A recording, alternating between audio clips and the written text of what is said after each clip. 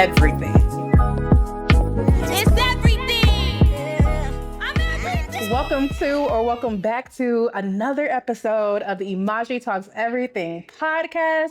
I am Emajae, and welcome to this side of YouTube. Welcome to this side of Spotify. Wherever you are listening or watching, welcome. Okay. I am very excited about this podcast episode. I gotta tell you, I am very, very excited. I always kind of have an idea of where I'm going to be going with my pod because as things happen, I'll, jot down, I want to talk about this on the pod or I want to talk about that. And it's so funny because I was already prepared to talk about quite a few things that has happened over the past couple of weeks. And pause. So I've been kind of doing this new cadence recently where it's like I'll shoot a week and then I'll take a week off. And then so it's been about every other week. How are y'all feeling about that? I'm kind of liking it just because I feel like I have so much more to say when I give it like a little bit of breathing room. But then who knows? Like sometimes you might get one every week. It might be every other week, but consistent nonetheless. I'm also considering bringing out different types of content. So this is, of course, my podcast, but there are other things that I do want to talk about that are kind of outside of the scope of my podcast, like TV reviews, music reviews, and things of that nature. So that might be some extra things that you can say on the lookout for, okay? But yeah, so anyway, the point is, this podcast could go anywhere. Okay, because I thought I knew what I wanted to talk about, and I will be talking about some of the original topics, but earlier today, certain news broke, and I just have to talk about it. And so when we get there, we'll get there. I do want to start off by saying, speaking of things that I'm watching or listening to, if you've watched my previous episode, I can't remember. It was one of the more earlier episodes, and I'll put it somewhere over here. But if you watched that episode, there was a time where I spoke about Sabrina Carpenter and her new album that was coming out, because at the time the cover was like super controversial. I don't know if you remember that. If you don't remember me talking about it, that means you need to go and watch the video because we really got into it. But just a reminder that her album actually drops this Friday, and so I'm gonna listen to it. Okay, I'm not really like a Sabrina Carpenter stan. I was just more so curious about the topic itself. And so I just want to kind of follow it through, child. So if I ain't feeling it, I ain't no promises that I'm gonna get through the whole album, but I just want to see if all of the, hoopla about the way she was posing on the cover was, her playing into like this feminism idea, or was she really just trying to I don't know. I'm just trying to see what her album cover really means, right? And then speaking of things that I'm watching, okay, Child. I don't know who told me. Actually, I think I do know who told me. I think it was definitely one of my best friends, Kelly. And I think it might have been my other best friend, Lily. Either way, one of them or both of them told me about this show called Shameless, okay? And it's an old show, I know, but I picked it up randomly like a few weeks ago, and it's all that I have watched for the past at least 3 weeks. And I'm literally only halfway through the entire series. It's like 11 seasons, full episodes, but it's so good. It's so good. It's annoying at times, but it's so good. But yeah, things like that, things I'm watching, things I'm listening to. I don't know if this is, if my podcast is exactly where I want to go into a deep dive of those things. Maybe it is, maybe it isn't, we'll see. But as you can see, I have a lot to talk about, a lot to catch up with you guys on, or girls, or, anyway. So let's really just get into it because there is a lot to discuss. So, introducing everything in the news. The first thing that I want to talk about, and I was going to talk about this last, but my sister recommended that I talk about it first, and she be knowing what she talking about, so I'm gonna listen to her. But this is a topic that I was not planning on talking about, but it just popped up. So I was literally leaving the gym, got on my phone, checked out social media, and on Instagram, I saw that Travis Kelce proposed to Taylor Swift. Now, if you are a Swiftie,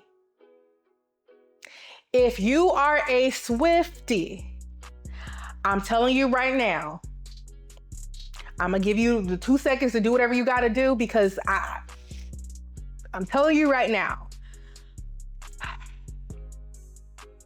when I saw that he proposed, I was like, you know what? If she like it, I love it, okay? But for anybody who's familiar with the phrase, if you like it, I love it, you really know that means I can't stand it at all. And, and that's really the reality of the situation. When I saw that he proposed, I'm gonna be honest with you, I thought it was I just wasn't excited about it. Like, it's not my business, right? They don't know me, it's not gonna change their life one way or the other. And so my opinion is really just my opinion, right? I recognize that. With that being said, I was very frustrated, even just when they got together in the first place. From the very beginning, I thought that this relationship was a mutually beneficial relationship that had more to do with business than it did like actual love. And do I think that there is love there? Sure. This truly might be the love of each other's lives. Like, that might really be their person, Taylor might be Travis's person and vice versa. And for that, great. Like, if that's the case, then that's the case, right?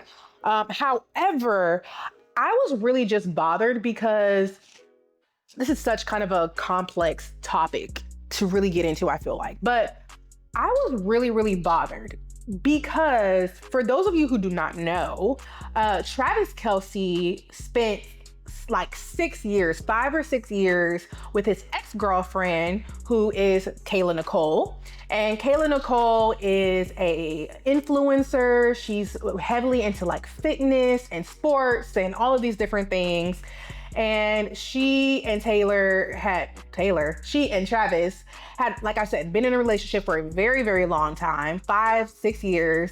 It was very clear that she wanted to get married, that she wanted, to move the relationship forward. And it just never happened after 5 to 6 years. Meanwhile, fast forward, Travis gets with Taylor and it's 2 years, right? And I don't know how to feel about that, because I recognize that at the end of the day, like, if he did not want to marry Kayla Nicole, then hey, that wasn't the person that he felt like he wanted to marry. He wanted to marry Taylor Swift. And people say all of the time, like, men know, like, if they're dragging it out, that means that they're not sure of you, because a man knows, blah, blah, blah, blah, blah, right? Here's my thing with that though. If you knew that, why were you wasting Kayla Nicole's time?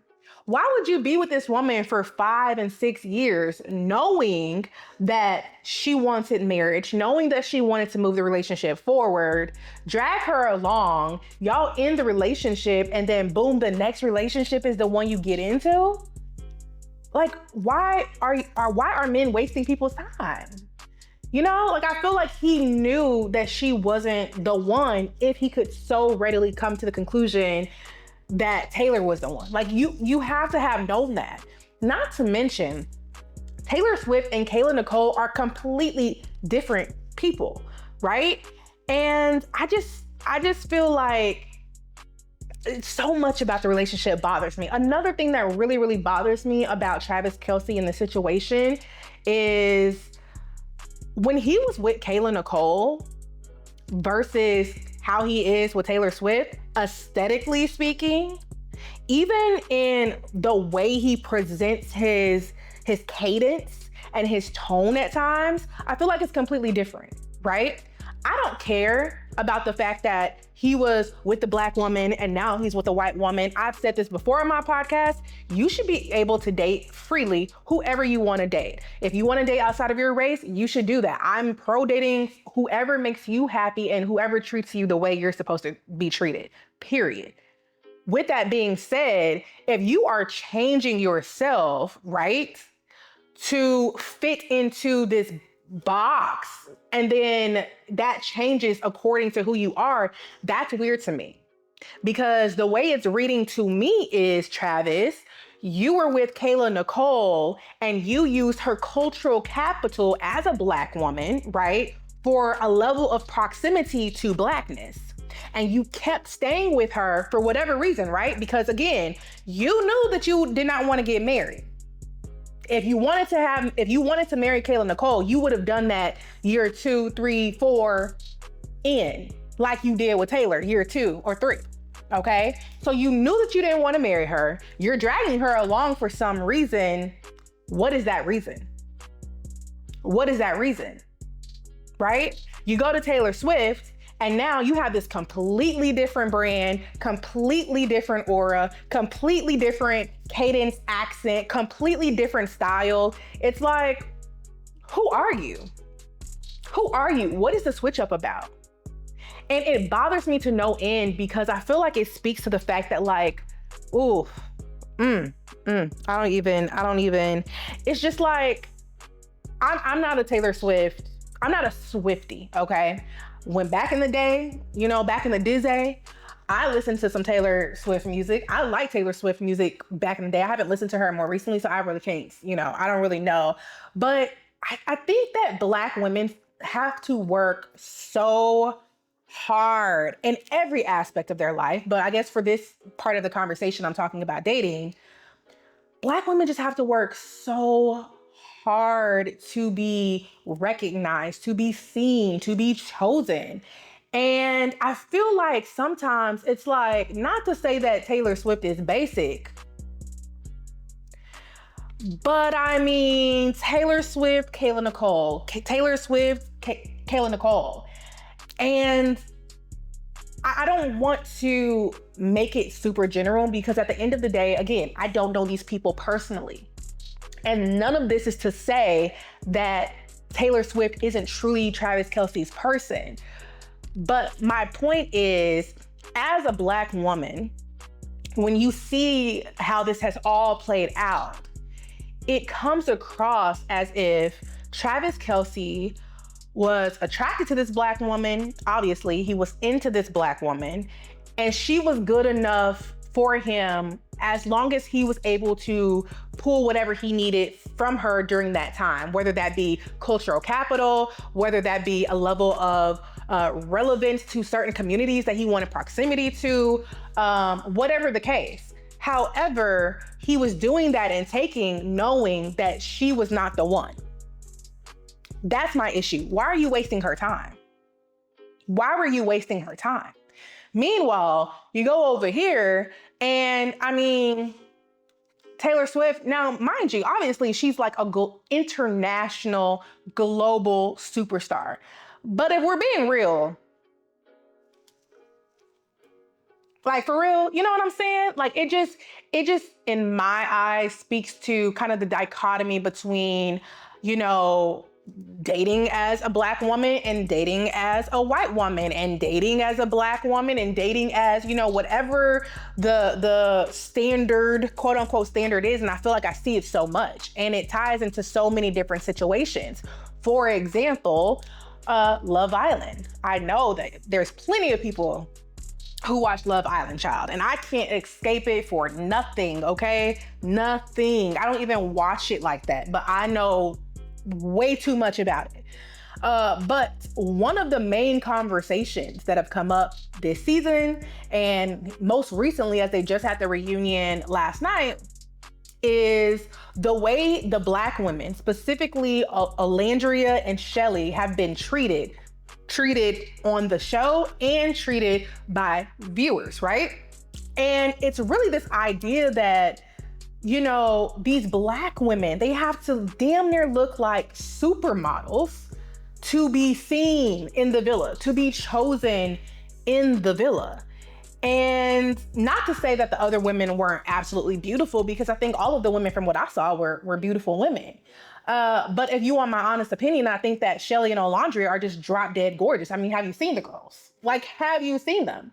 But the conversation is really about the question of us figuring out why do Black women, and why especially do dark-skinned Black women, have to be exceptionally beautiful to be seen, right? Or to be seen as beautiful, right?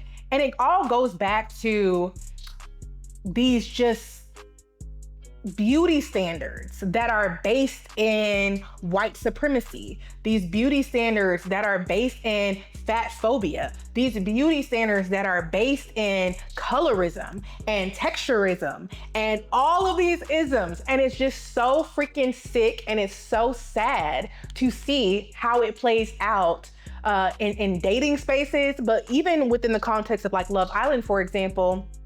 These women, these Black women, have been villainized, right? They can't express their emotions the same way some of the other characters, cough, cough, Huda, or whatever her name is, right?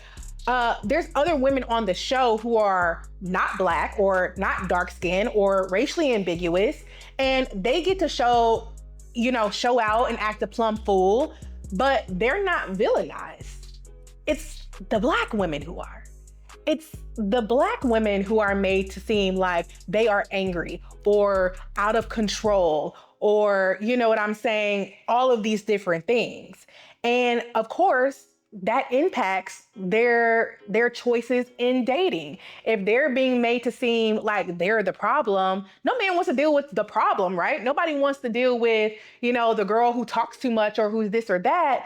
But the reality is she's not any more of a problem than this girl over here. She's not any more, talkative or anything than this girl over here. It's just the fact that subconsciously you are adding all of these extra characteristics to her because she's a Black woman or because they're dark-skinned Black women. So I've seen a lot of those conversations come up lately in terms of Love Island, being a Black woman, being darker-skinned Black women, and how you have to work 10,000 times as hard in these spaces to be seen as beautiful and to not be seen as problematic and not to be seen as aggressive or angry and all of these different things. And I think whether you're talking about Love Island or you're talking about the situation with like Travis Kelce and how he went from the Black woman to like what I think honestly is just a basic white woman. Because let's be honest, if we take Taylor Swift out of the fact that she's a global superstar and you put her next to Kayla Nicole, you tell me, and preference is preference. I do get that. That's a conversation that people love to say all the time. That's just X, Y, and Z's preference. Maybe he just likes, X kind of women, or maybe, listen, all preferences are rooted in something. Having a preference is literally like the beginning of the conversation. It's still rooted in your background, your subconscious, the systems that you live in. Your preference doesn't just exist in a vacuum. And it is disheartening. Like, I don't know, something about the Travis Kelce, Taylor Swift situation is just like, really is a real public example, in my opinion, of Black women having to work 10,000 times harder in the dating scene and then dang near being taken advantage of because, again, Travis Kelce knew that he was not interested. He knew that he did not want marriage with Kayla Nicole, but he stuck around for a reason. What that reason was, you fill in the blank. I told you what I think. But then the very next relationship, after you've changed damn near your whole identity, after you changed your entire style, after you changed all these things about yourself to be with this woman, that's who you want to marry? Cool. But it shows up Black women having to work 10,000 times as hard in every single aspect of our life. Just like when people are talking about Taylor Swift versus Beyonce, the fact that people really are comparing Beyonce, Giselle Knowles Carter to Taylor Swift and putting them in the same category as if there's any type of a competition should tell you everything. Beyonce can sing, not sing. Okay? Beyonce can sing. There's no doubt about that. She can do it in heels. She can do it while breaking it down. Taylor Swift, on the other hand, okay, does she have catchy songs? Sure. Sure she does. Okay? But a lot of the songs that Taylor Swift sings, a lot of people can sing. Like, as long as you can kind of sort of hold a note, you can sing like at least half of her catalog. That's not nearly as impressive as the catalog of Beyonce. And Taylor Swift cannot catch a beat to save her life. To save her life. Where's the rhythm, baby? Where is the rhythm? But you're gonna compare her to Beyonce? It's not making sense. And then another thing that frustrates me about like Taylor Swift is like, so much of her music has been predicated on this idea that like, oh my God, I'm the girl who doesn't get chosen. Like, I'm the girl who is in band, and oh my God, I finally ended up with the football player. Like this, I can't believe me, Taylor. Like, let's be for real, okay? You are a white, skinny, blonde girl. Even if you were not a global superstar, you are a white, skinny, blonde girl. What are you talking about? Like, why are you acting like it is so difficult for you to date when you are quite literally the quintessential standard of Eurocentric beauty? Emphasis on Eurocentric, because that's my standard of beauty is it includes her, but it's far more encompassing of different people, different looks, different, all of those things. But the standard Eurocentric standard of beauty is quite literally Taylor Swift. So for 90% of your music to be predicated on this idea that you are this underdog, you are the girl who, oh my God, can I end up with the football player? It's not really resonating as a Black woman who's darker skinned and who is tall and thick and opinionated, a little loud. Like, it's not really resonating because we are not similarly situated. And I think that's why if you look at Taylor Swift's demographics, of course she has, Black girls and Black people and people of color who are a part of her demographic. But let's be honest, 90% of Taylor Swift's demographic are white girls. And that's perfectly okay. That's perfectly fine. But there is a reason why her demographic looks like her. Because there's another demographic out here who are like, girl, you over here talking about you're in the band, so you can't get the football player, which, okay, sure, fine.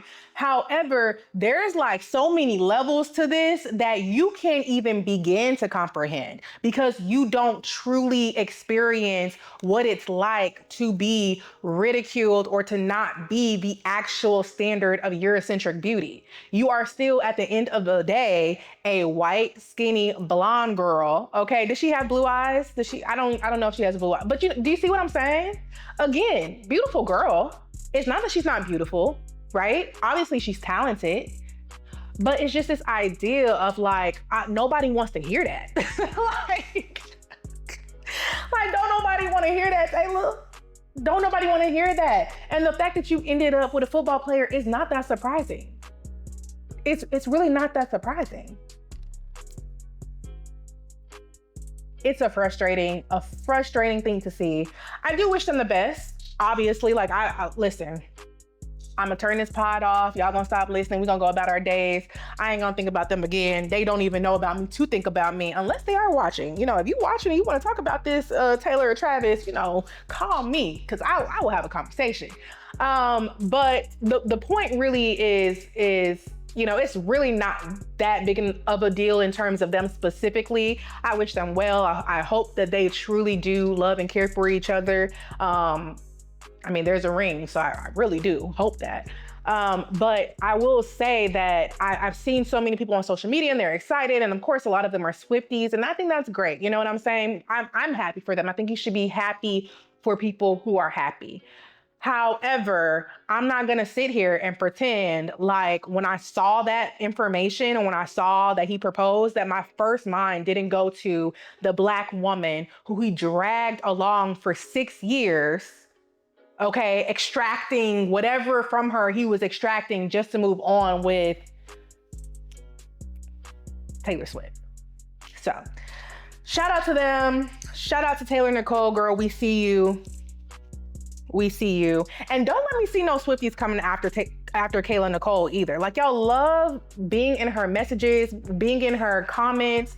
Like, leave that Black woman alone. Like, she honestly has moved on from what we see. Like, what do I know, right? But like, literally just let her live her life, right? Like, if you're a Swiftie and you are that person, like, get a life, you know, get some business, and let's all move on to the next topic. All right. Whew, I didn't know where that one was gonna go. And also shout out to the girls from Love Island. Shout out to the girls on Love Island, and leave them alone too. Like, y'all are such haters. Y'all don't like to see Black women who are beautiful and confident and loving the skin that they're in. Shout out to Shelly. Shout out to Alandria. And yeah, so now let's really move on. I briefly want to talk about Lil Nas X and his recent encounter with the Popo, okay? So here recently, over the past few days, and I'm gonna pull up the article because it seems like there's been kind of a lot, right? So Lil Nas X was recently arrested. Thursday, August 21st is when he was arrested. And he was basically arrested.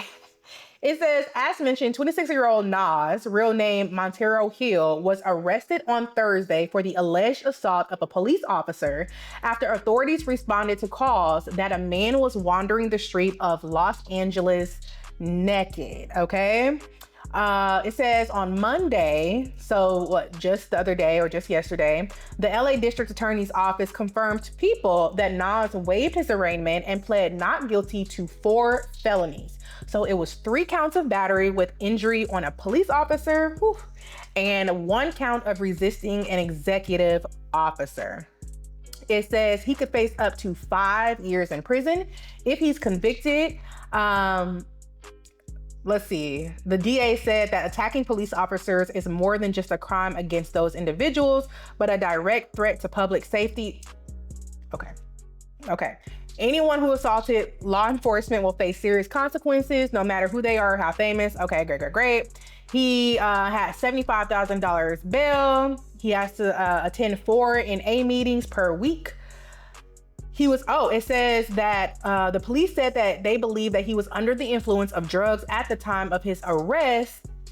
However, his dad did say or did deny the fact that he was on drugs.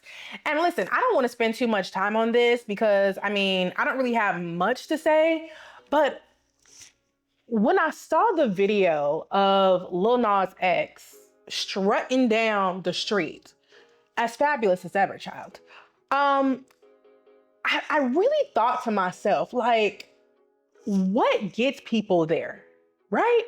Like, we were introduced to Lil Nas X years and years ago, right? Was it around the pandemic, I guess? I think it was around the pandemic or maybe even a little bit before. But we were introduced to Lil Nas X a while ago.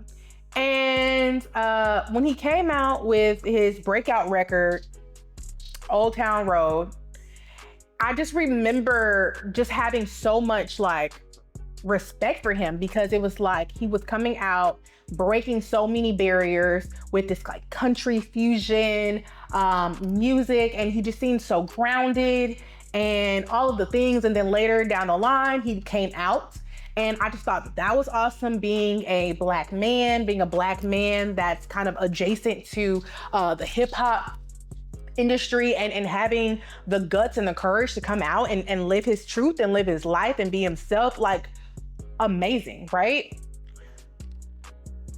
And then fast forward a few years and you are like strutting down a street in LA with your drawers on, attacking police officers. I always wonder, like, how do these celebrities get from point A to point Z? And it's like, I really, really pray for anyone who is, going after their dreams, especially in a place like Los Angeles, going after their dreams in a city like that, because my impression of LA is a lot of people who are really there seeking so much external validation, right? From what I hear, LA is a bunch of people, everybody wants to be famous. Everybody wants to be, on TV or in a movie or social media. And it's so much fakery, so many drugs, so much of selling your soul and your values for fame and validation. And I just can imagine the toll something like that can take on someone like Lil Nas X, right? Or just anybody, And then you mix in drugs with it. It's just sad, And for his father to deny that he was on drugs, boo. Come on now. Like, deny it, great. If that's, you know what I'm saying? Deny it. I kind of expect you to. But like, there's no way that Lil Nas X was in his right mind when he was doing that. There just is no way, I don't believe it. It's so inconsistent with who he has demonstrated himself to be in like literally every other aspect of his life.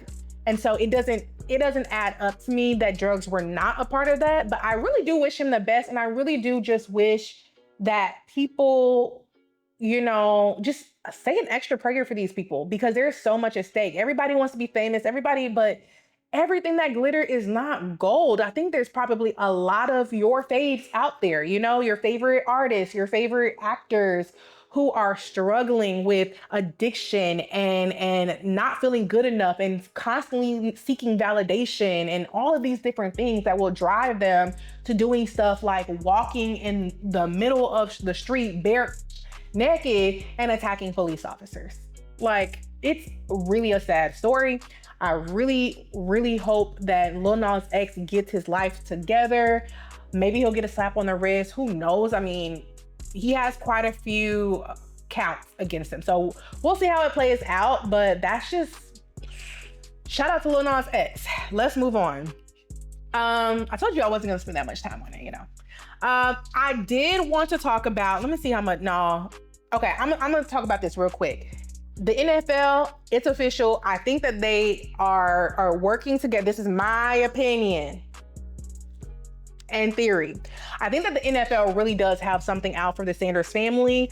This past week alone, we saw Shedeur Sanders in his final preseason game. He did not perform well at all. However, a lot of the talent that was playing with him, people were kind of confused, like why you would put out the guys that he had around him with him. Like, if you're gonna give him a chance, give him a real chance. Like, don't go out of your way to do weird things, right? And then, what was I gonna say?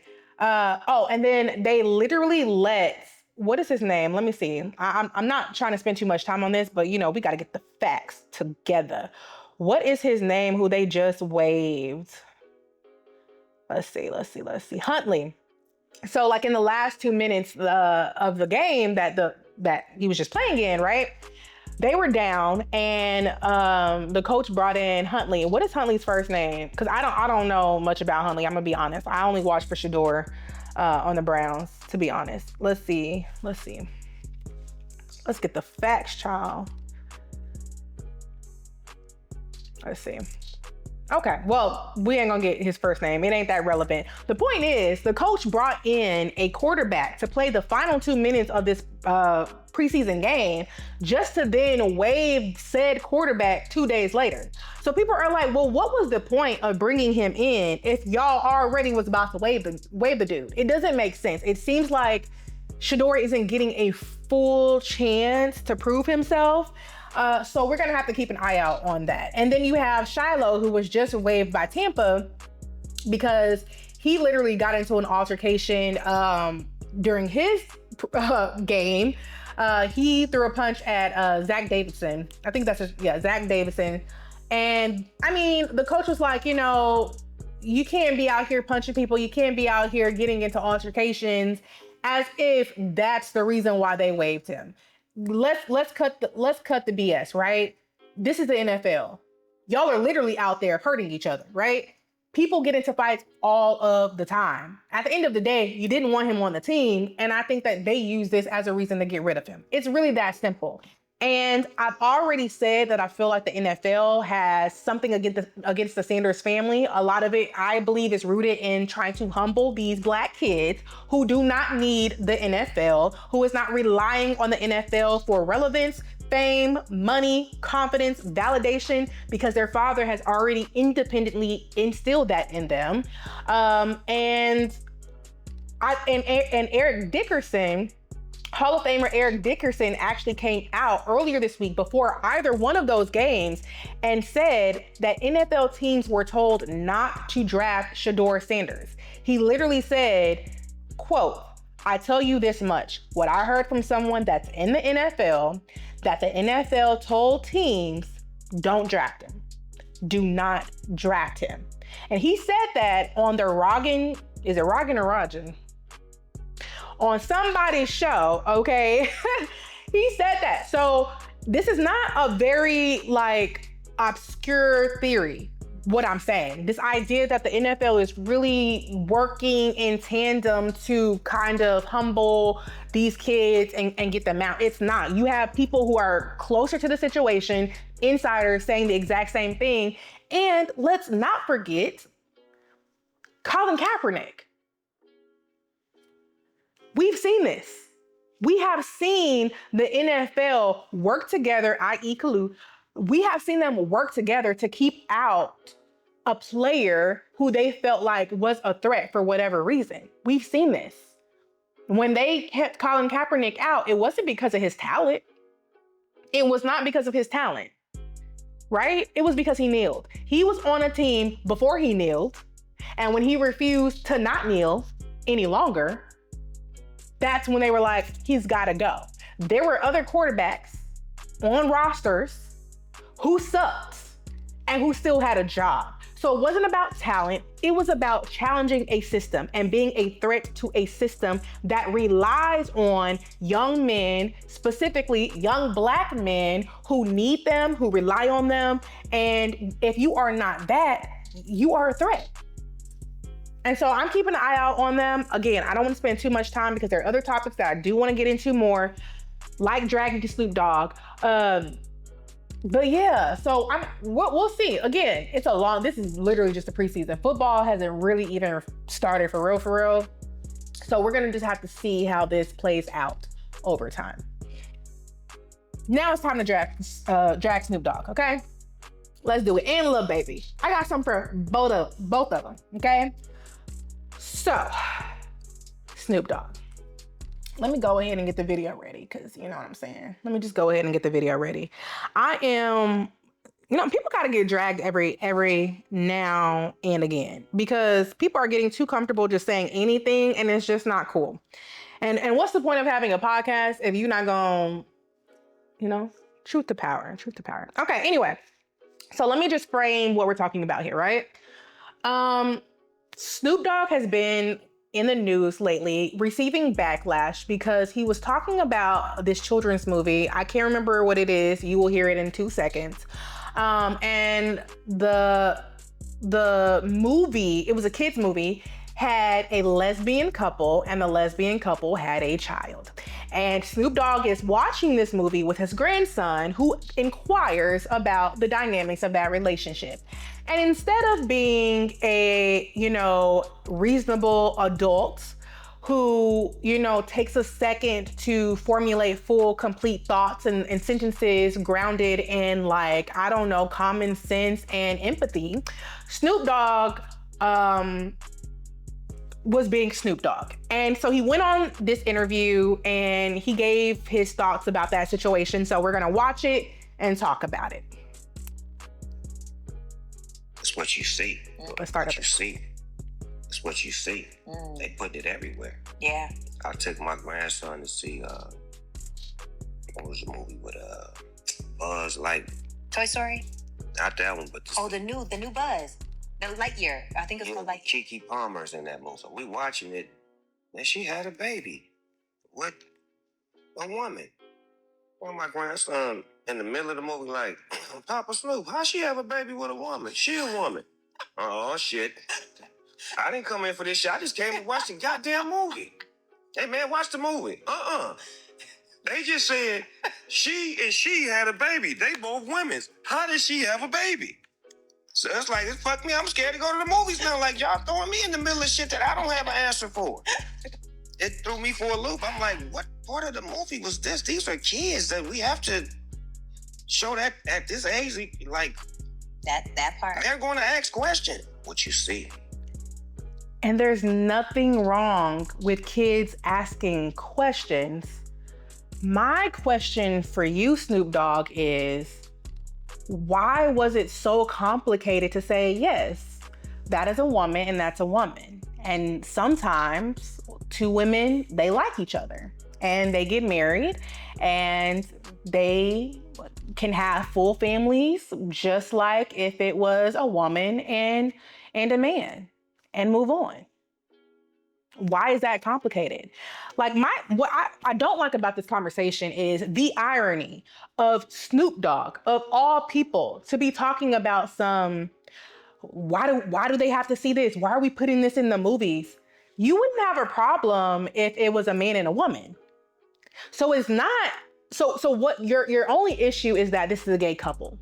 And the reason why you're finding that an issue is because you are assigning all of these negative connotations to gay couples that have nothing to do with them and everything to do with what you feel about them. And so you are having a hard time explaining to your child why this couple is in the show because you don't even know how to explain your own homophobia, really. That's really what it comes down to, because it's really not that hard to say, yes, those are two women and they love each other and they are married. And when two people love each other and they want to get married, sometimes they also want to have kids. And so they have kids as well. And then you move on. Age appropriate information. You've answered the question. And here's even a brilliant idea for Snoop. If you don't know something, go do the research. Go look it up. You know, you're acting like it's so hard to explain gay couples and they're everywhere, but they're not represented, which is why this child was curious. Because if it had been a heterosexual relationship, it would not have registered as unique in any kind of way, because heterosexual relationships are always represented. They're mostly represented. So this idea that they're putting too many gay relationships into media just doesn't make sense, because if that was the case, they would be just as represented as heterosexual relationships, and it wouldn't have even registered to this child that there was anything different or unique about it. He said some other things. Let me watch it. Let's watch it one more time. It's what you see. They put it everywhere. Yeah. Okay, so I addressed that. They're putting it everywhere. They're not putting it everywhere. People deserve to be represented. Gay relationships are valid relationships. They deserve to be represented. They're not putting it anywhere, you know, how do I say this? It's not any more present than heterosexual relationships. So that's the first issue. I took my grandson to see, what was the movie with, Buzz, like... Toy Story? Not that one, but... Oh, the new Buzz. The Lightyear. I think yeah, it was with Kiki Palmer's in that movie. We watching it, and she had a baby with a woman. Well, my grandson in the middle of the movie, like, Papa Snoop, how she have a baby with a woman? He's a child. He's curious. Okay. Shit. I didn't come in for this shit. I just came to watch the goddamn movie. Hey, man, what? And would you have had that same reaction if your grandson had asked, how did she have a relationship with a man? Has she been in a heterosexual relationship? Probably not. They just said she had a baby. They both women. How did she have a baby? So it's like, fuck me, I'm scared to go to the movies now. Like, y'all throwing me in the little shit that I don't have. And now you're afraid to go to movies because they're throwing you into something. Listen, Snoop Dogg, you trying to figure out how to explain to your grandchild very simple concepts regarding heterosexual relationships, or very simple concepts regarding gay relationships. I think that you need to focus more so on explaining to your grandson how and why you fathered a child outside of your marriage. Yeah. I think you should probably start explaining to your grandson why you speak on women and why so much of your music has centered around degrading women. I think there's so many other things that you should be trying to conjure up explanations for instead of framing couples that are not, heterosexual couples, framing them as anything other than normal, than joyous, than capable of living very normal, standard lives. Gay couples have kids. If you don't know how at your big age, then you should go do some research. It's really not that hard. And kids don't carry the judgment that adults carry. The explanation that Snoop Dogg could have given could have been so simple, so basic, and they could have moved on. But again, the reason why you had difficulties is because you're carrying judgment, you're carrying homophobia that you can't even digest and that you can't then explain off to your child. If you were just to say factually what it is, then you would have been able to move on and your grandson would have moved on. And your grandson would have moved on without any added connotations to it. But here you are on this platform talking about something, they're putting too much in this and I can't even watch movies anymore. You're adding your own stuff that has nothing to do with these cartoon characters. Guess what? There are little girls and little boys who are gay and who go watch these movies and who go watch these shows. Okay, these movies and these shows are not making these kids gay. They already feel these attractions to their same sex. The same way when you're 3, or maybe not 3, let's start from 4, right? The same way when you're in kindergarten, right? Say you're a little girl, right? And you walk in and maybe you're 4 or 5, I don't know. And you see that boy across the room and you have a little crush. And you're not exactly sure. No one's told you about dating and relationships and sex and this and that. It's literally just, I got a little crush on this boy. It's the exact same for kids who are gay. Okay? If you are straight and you cannot force yourself to be gay, why do you think that gay people can force themselves to be straight? Make it make sense. Okay? So that little girl or that little boy who might be gay deserve to see that there's a reality where they can marry who they love as long as that person is treating them with respect and kindness and care, and that they can have kids and that there's a future for them as well. It's really that simple. It's really that simple, Snoop Dogg. But you need to figure out how to come up with some explanations for some other things that's a little bit more complex. And we can start with the mistresses, the ongoing affairs, the fathering kids outside of your marriage, the degrading music, the fact that you literally for decades have walked around with your pants off of your you-know-what, as if we don't all know where that originated from. These are the things you need to be trying to figure out how to explain. Let's move on to the next person who I need to drag within the same category. Let's talk about Lil Baby. So Lil Baby was on, was it Sway? It looked like it's Sway. I can't tell right now, but he was on the radio and he was with Drewski. And I don't know why Drewski was there or whatever, but there was this rapper. The rapper was rapping and you'll see Lil Baby got the ick or whatever, but you'll see why. Let's watch. No. Let's give a character to what I'm saying. Drop a beat on him. Judging on the rap. We ain't judging on the black. Okay, you know that name out now, and you know a nigga gay, but bullshit to the side. Gay? He eat it off the bone, so he like the way it's... Juicy, hold on. Run it back. All right. Thank you. Yeah. Hey, bro. Okay, Lil Baby, I'm back. I had checked out for.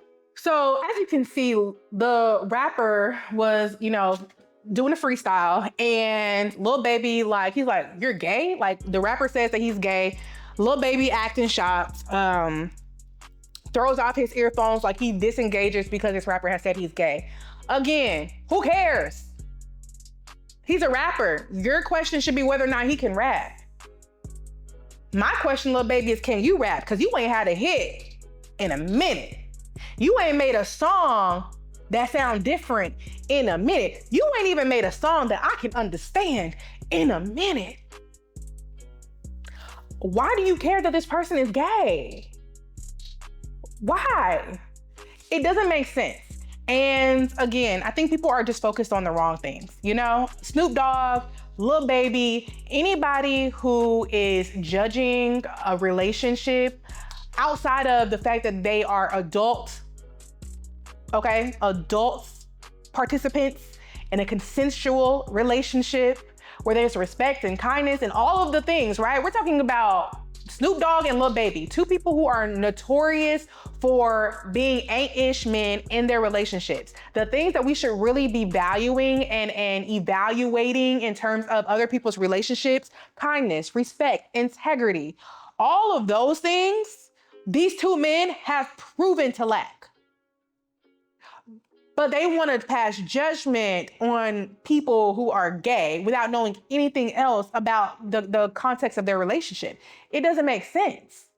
And that's how we end up in situations where we're glorifying ride or die chicks, right? Women who will stay in relationships with these men like Lil Baby and Snoop Dogg, but then we demonize these people who are in gay relationships or open relationships or whatever dynamic relationships exist without evaluating whether or not there's mutual respect, whether or not there's kindness, right? Or empathy in those relationships. Those are the things we should be paying attention to, not whether or not someone's gay. Why do you care?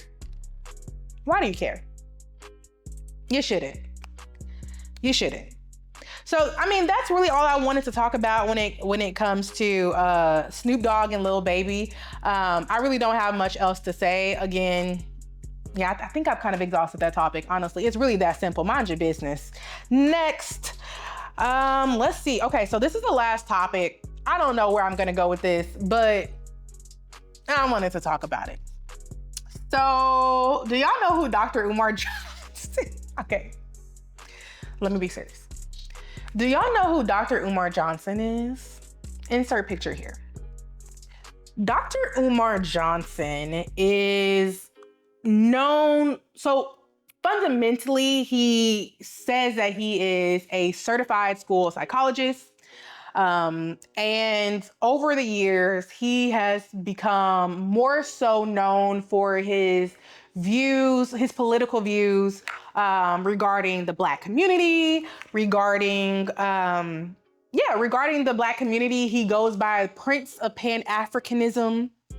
Honestly, I'm gonna keep it real. He's a hotep, okay? Not up, but a hotep, okay? And if you don't know what a hotep is, hopefully insert here. We're not gonna go into it. That's another topic for another day, okay? But again, he's known, he came, on the scene really for his interview with the Breakfast Club. I think that's where he really, really blew up. But he's a certified school psychologist that has kind of veered from conversations really regarding, school psychology and more so his just general ideas of what it comes to being Black and what it means to truly be a Black African and all the stuff, right? And one of the main discussions around Dr. Umar Johnson has been his desire to open up a school for young Black boys. And the fundamental curriculum of the school would be, everything Black, really, and he's been adamant on building the school strictly from Black dollars. He does not want government involvement. He does not want funds from anyone but Black people. And he has been asking for money to build this school for over a decade, right? It has been over 10 years that he has constantly asked. He goes on podcasts, he goes on the radio, he travels. He will tell you, he'll be the first person to tell you he is the most requested speaker when it comes to like Black topics, according to him, right? You should probably fact check that because I don't believe it. But that's what he says quite often. And in every interview and every, time we see him, he's talking about the school that he wants to build. And he finally got a building for the school a few years ago. And it had already been like 10 years at that point, but a few years ago. And then people would ask him about the school. And then it's like, okay, well, it's under construction. And then this. And then it's like, oh, Black people, they didn't come help me fix the floors. And they didn't help me do this, but it's coming. And can give me more. Like, it's this ongoing cycle of Dr. Umar Johnson and this school. Recently, right? We're getting so close to the opening of this school.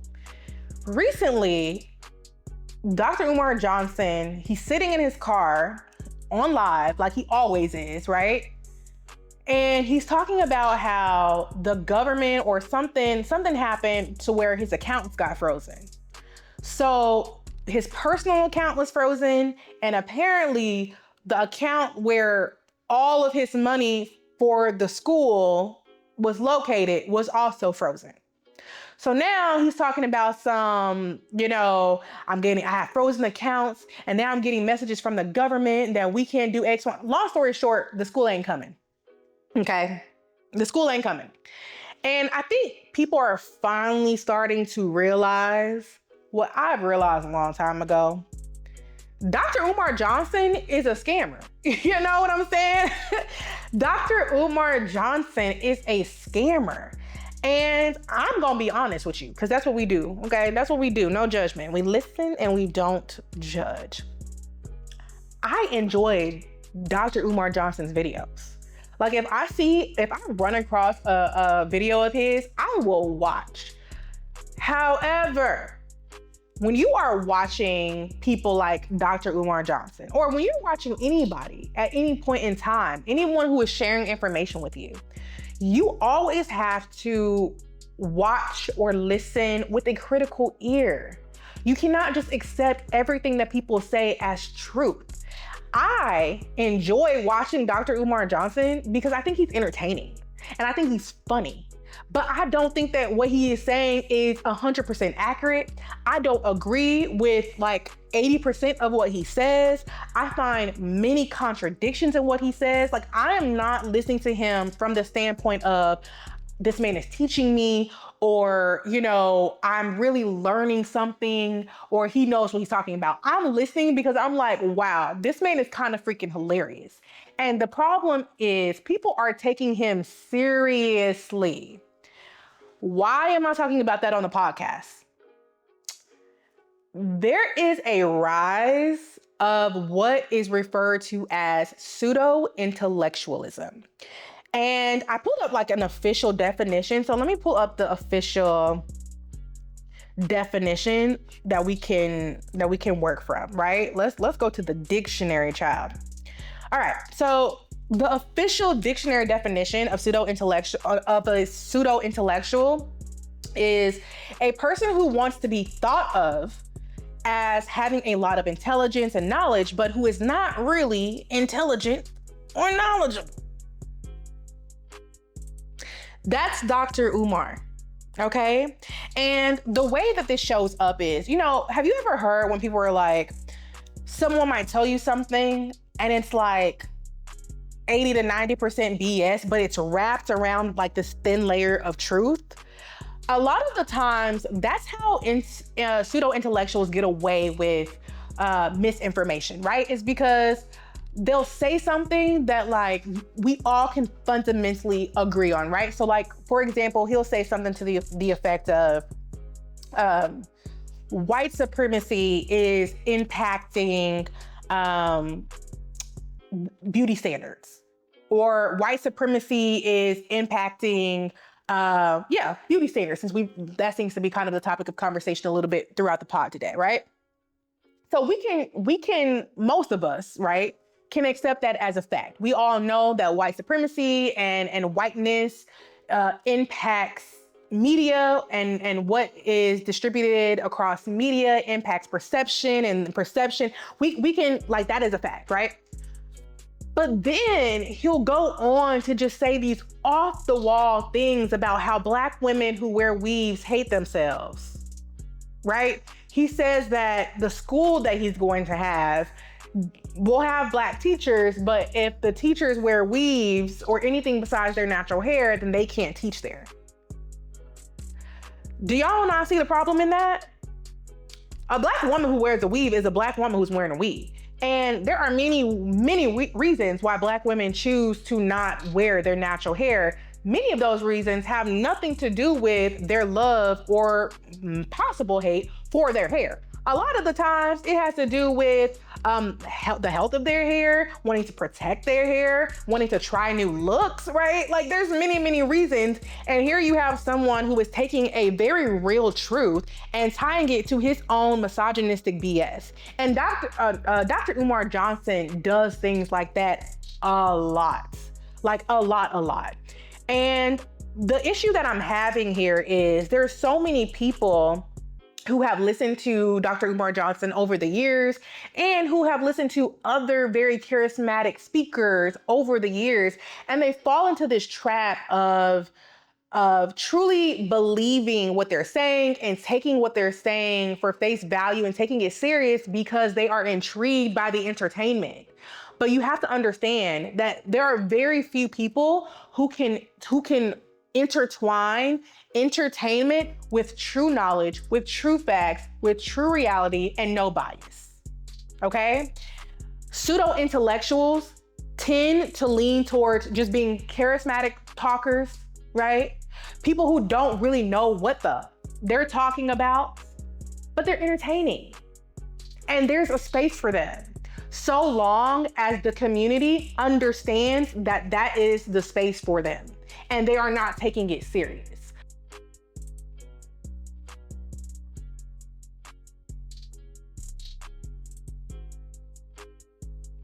A perfect example of someone who is an entertainer and charismatic and you can watch and listen to her and really be intrigued by what she's saying and interested in what she's saying and not bored to death, but who is also an actual intellectual who has studied what they're talking about, right? Not mixing in their personal biases and misogyny and all of those things with a fact here and a fact there, but who really understands fundamentally what they're talking about is Amanda Seales. And if you have not watched, I definitely recommend that you watch the Surrounded video that she did. It's on the channel of Jubilee, which is a very popular channel. But she just got done doing a episode where she was surrounded as a radical. She was surrounded by 20 or 25 Black conservatives, and she tore them up. Okay, she tore them up, and I'm not surprised. I have followed Amanda Seales for many years. Good, bad, or indifferent, right? Good, bad, or indifferent, because I have some opinions on some other stuff. But anyway, when it comes to her knowing her stuff in terms of, racial dynamics and really the world that we live in, she knows her stuff. She has a master's in this stuff. She has done the fundamental work. And she tore them up because when you're dealing with actual facts, right? When a pseudo-intellectual is standing next to a real intellectual, it's an obvious difference. You had these conservatives, these 25 conservatives, debating very obvious facts, right? Like, we Black people are entitled to reparations. White supremacy exists. Like, very basic concepts that they are debating. And then you listen to what they're saying and they're not even basing their arguments off of real information. It's regurgitated information that they've got off of some weird part of the internet. That's the problem with, listening to people like Dr. Umar Johnson, is even if you agree with what he's saying, which a lot of people do, because if you're not listening close enough, Dr. Umar Johnson sounds like someone who truly cares about the Black community, which I do believe. I do believe that he cares about the Black community, right? But his fundamental, the premise of what he believes the Black community should be is in many ways actually anti-Black, right? He doesn't believe that like he's homophobic. Like he's homophobic. He's misogynist in a lot of different ways. You can't date outside of your race. You can't. I mean, there's a lot of different things about Dr. Umar Johnson when you really listen. It's a lot of anti-blackness. It's a lot of, I believe in black people as long as it looks like this and is shaped like this, which you cannot put black people in a box. I said this on the last episode, I believe. We are not a monolith.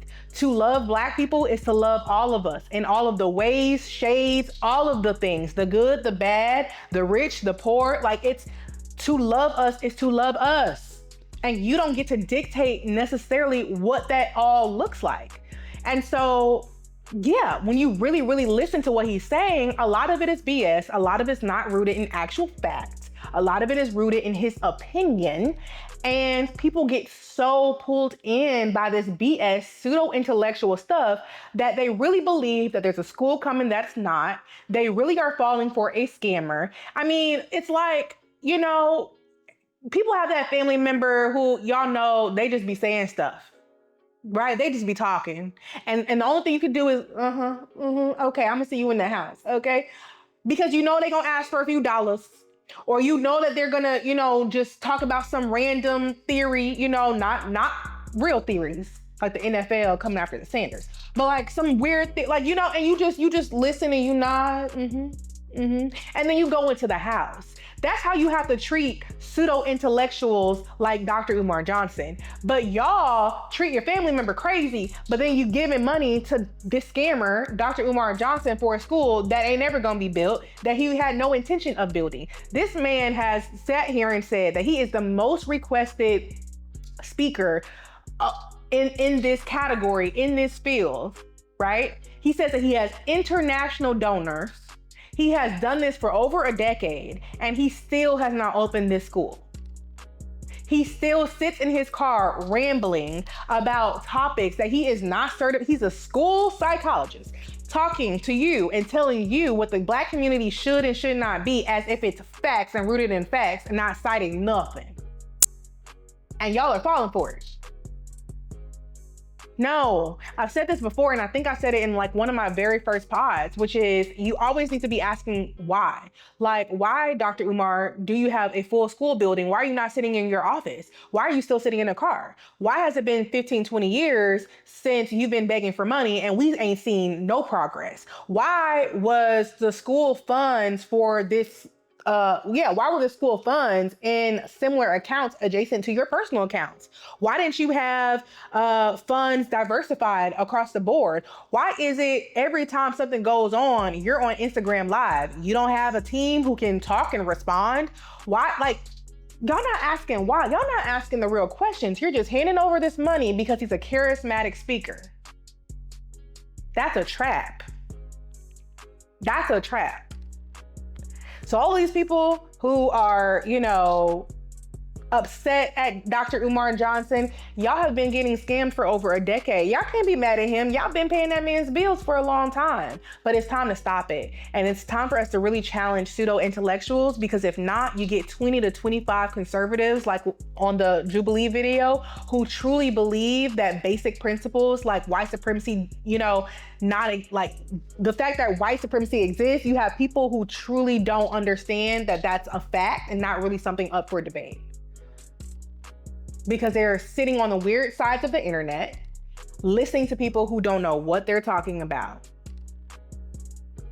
Okay? And that's where I'm gonna end it.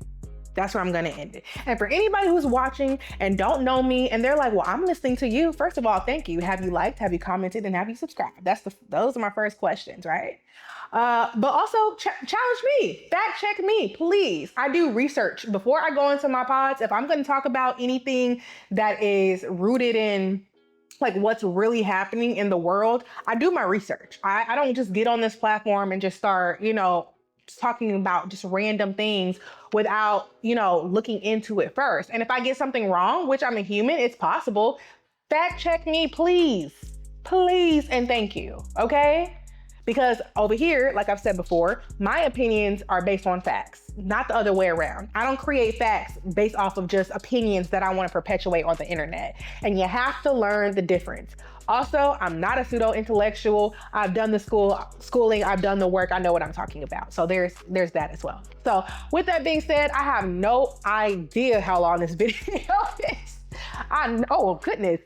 Oh, okay. Not dropping the computer. That means it's time to go. So thank you so much for watching. Thank you so much for tuning in. Let me know in the comments your thoughts on anything that I talked about. Let me know your thoughts on whether or not you'd like to hear TV reviews, just reviews in general, whether you'd like to hear it on my podcast, whether you'd like to hear it, you know, maybe separate. Just let me know. Talk to me, fact check me, do whatever, but make sure that you like and subscribe if nothing else. Thank you so very much for watching or for listening. I will talk to you next time. Talk soon. It's everything.